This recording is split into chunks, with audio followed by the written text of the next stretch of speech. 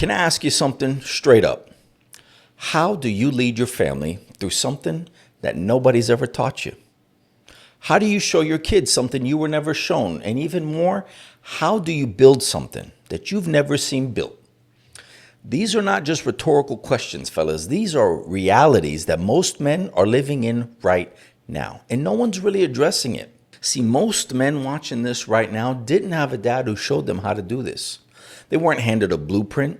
They didn't see the example, and they certainly didn't get a playbook.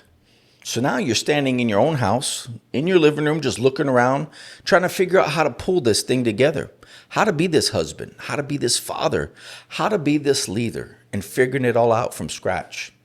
And some days, fellas, air high five.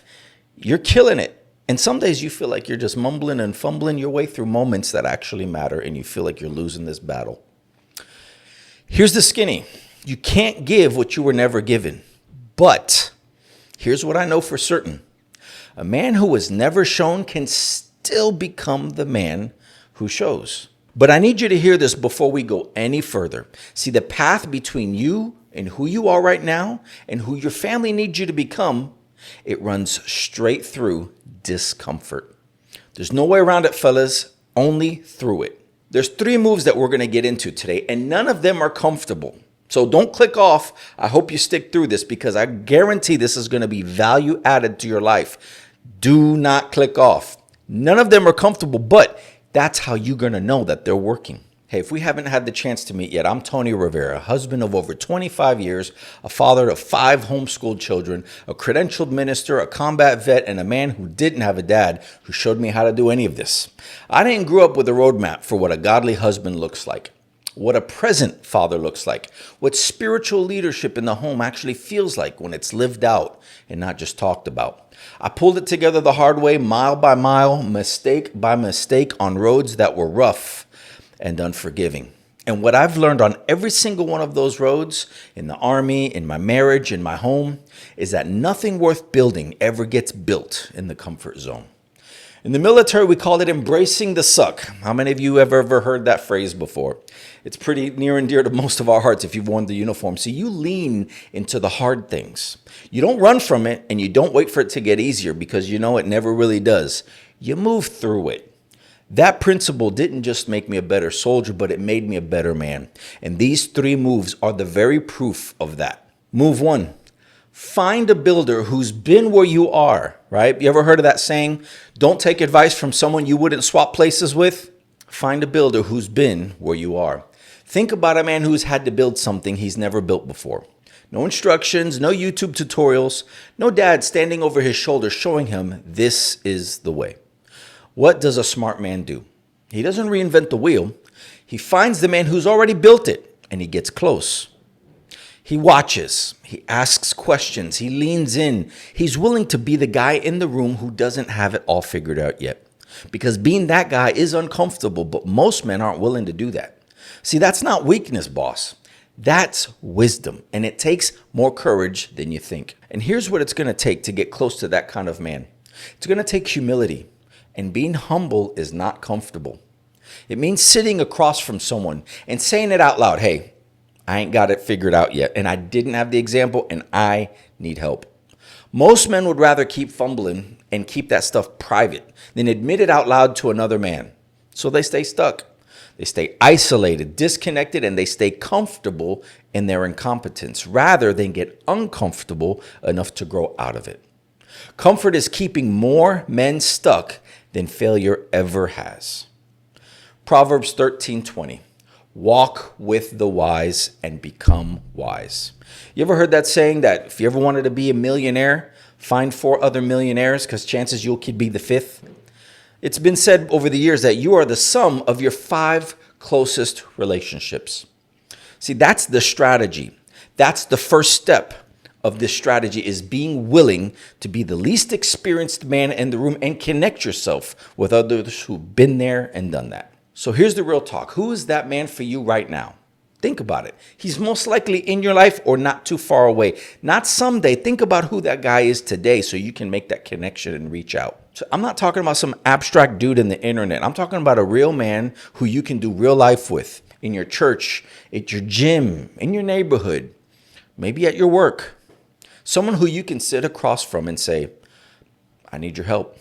I didn't have the example. Will you show me? Most men will say yes to that because they remember what it felt like to be exactly where you are right now. But you have to be willing to ask and take that first step. Asking is uncomfortable. Do it anyway. You may have heard the saying, iron sharpens iron. But iron has to find the other iron first. And that search starts with getting uncomfortable enough to go looking. Move dos. Start before you're ready. This is the move that's going to step on some toes. But don't click off. Good. This is necessary. Stay with me. Here's the trap most men fall into. They wait. They wait until they feel qualified. Does this sound familiar? They wait until they know enough, until they feel like they're read up enough. They feel like they have to wait until they have the right words, until the circumstances and the atmosphere is just right, until things settle down at work or at the office, or maybe until the kids get just a little older, until they feel like they actually know what they're doing. And meanwhile, the kids are growing up. The wife is watching. The window is getting smaller and smaller by the day, and dad is still waiting to feel ready. So let's go ahead and say the quiet part out loud. You will never feel ready. That feeling is never going to come. And God never waited for it either. Think about it. Peter, Jesus said, come. The water didn't calm down and the wind is not standing still. The conditions are not optimal and just right. And yet Jesus didn't say, wait until it feels safer and then come join me. No, he said, come right now. In the middle of the storm, in the middle of the waves crashing into the boat, in the middle of all the turbulence, step into the discomfort. Step out of the boat. Matthew chapter 14, verse 29. Come, Jesus said, and Peter got out of the boat.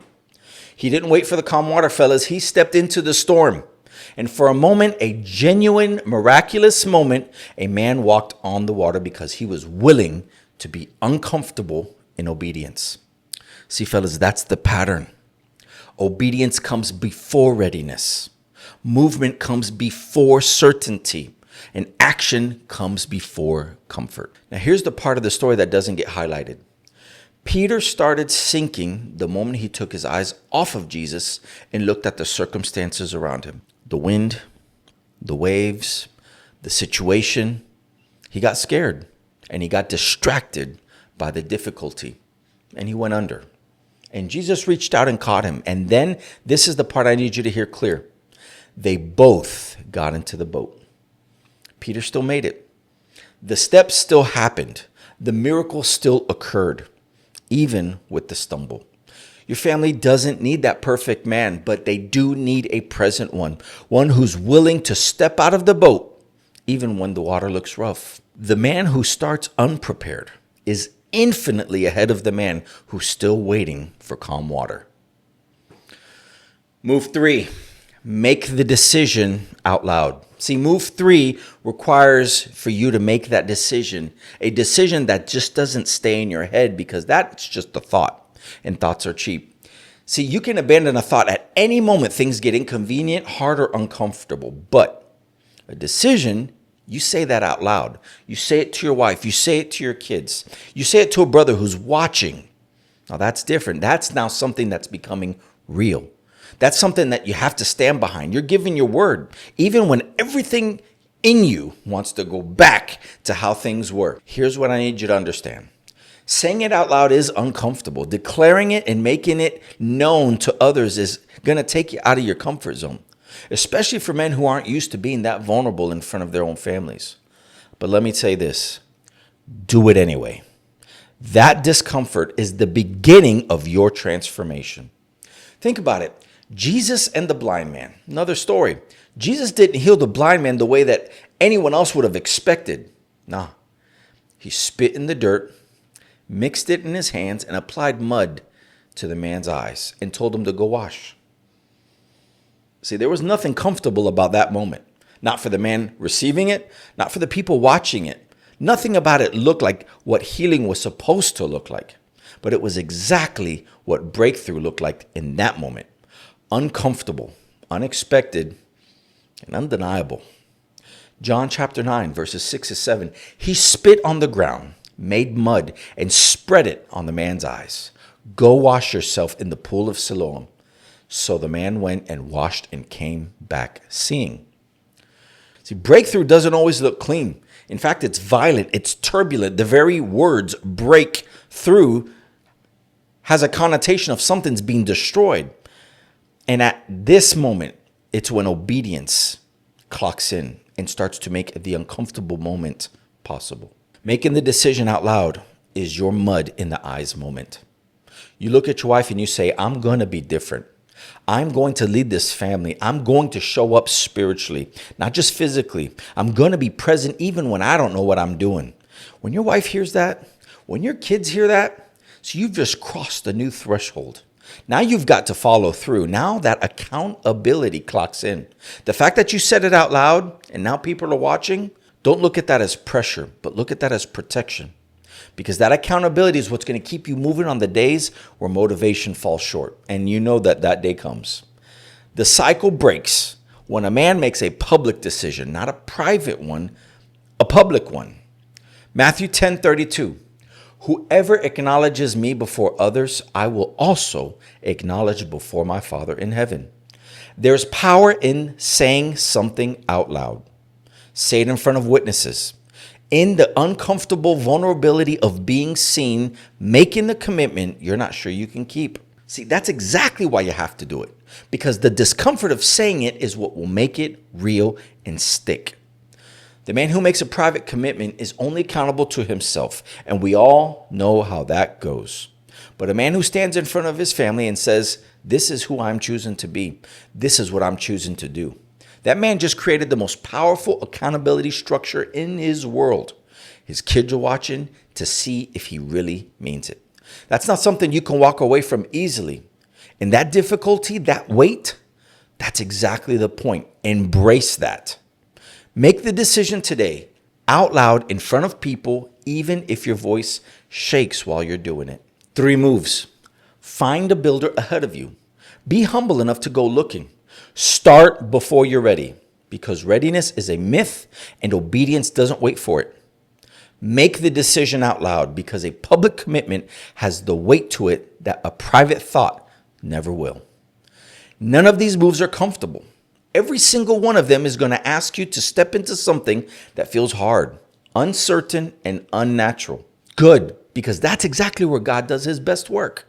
Because here's what I need you to hear. God didn't call you to a comfortable life. He called you into a transformed one that doesn't happen in the boat. It happens on the water.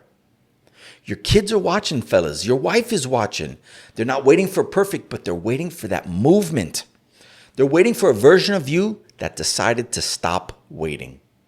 You don't need a blueprint you were never given. You don't need the courage to take the next uncomfortable step, because the man who starts unprepared and imperfect is infinitely ahead of the man who's still waiting for calm water. I have a free resource ready for you to download today. You can grab the free 3P field guide. The link is in my bio and in the description of this video. That's the framework I wish I had over 20 some years ago when I was starting in my house and I had no idea what I was doing. 3 roles every man called to walk in. Download it, print it, put it somewhere where you'll actually see it and be challenged by it. I guarantee it will add some value to your life. And if this hits you somewhere real today, fellas, share it with a man who needed to hear this truth, because that's what we do here. We don't keep good things to ourselves. Embrace the suck, fellas. That's where the breakthrough lives. I'll see you in the next one. Keep digging.